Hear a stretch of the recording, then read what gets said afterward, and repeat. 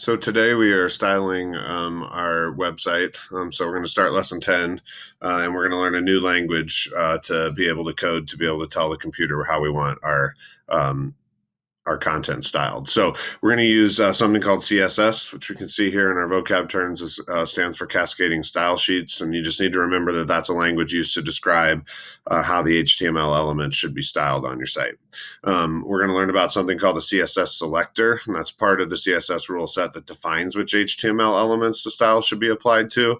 That's basically going to match your HTML tags.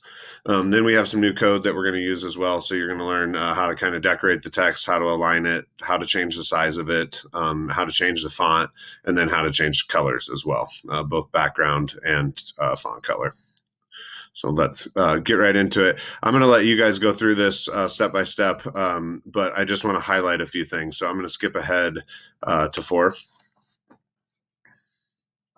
And when we're on number 4, you're going to start kind of a project that you'll be working on throughout all of these lessons.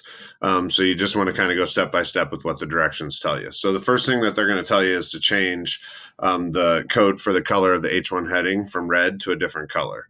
So we know where to find the H1 heading right here, but this isn't where we're going to change. This isn't where we're going to actually change the color. We need to go into the style sheet. So some of you have noticed that we have this add CSS at the top here too. They've already hit that and they've added a style sheet, and it's called style.css. So throughout this, when you need to change the style, make sure to go to style.css. So I'm going to click on it. And right here, we can see the H1 tag, or what looks like the H1 tag. This is your selector right here. So this is defining that you want to manipulate or style your H1 tags. And so this will do this on any H1 tags in your index page. That's what we're linked to right now. So when I click on color here and I change it from red to a different color, I'm going to highlight it. And then if I want it, maybe I'll say purple. So as I start to type in purple, you see a whole bunch of stuff, a whole bunch of colors come up for you. If you type in blue, you'll see even more colors are red. I'll go with medium purple for right now. And you can see it immediately changed right here. So that's all you're doing on that one, is just changing the H1 heading from red to a different color. So once you've done that, go ahead and move on.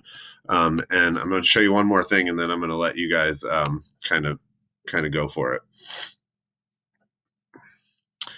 So the only other thing I want to show you is how to create your own rule set using a selector. So for this one, it wants us to determine and or use the same pattern to write a new CSS rule set that will determine the style for the H3 tag.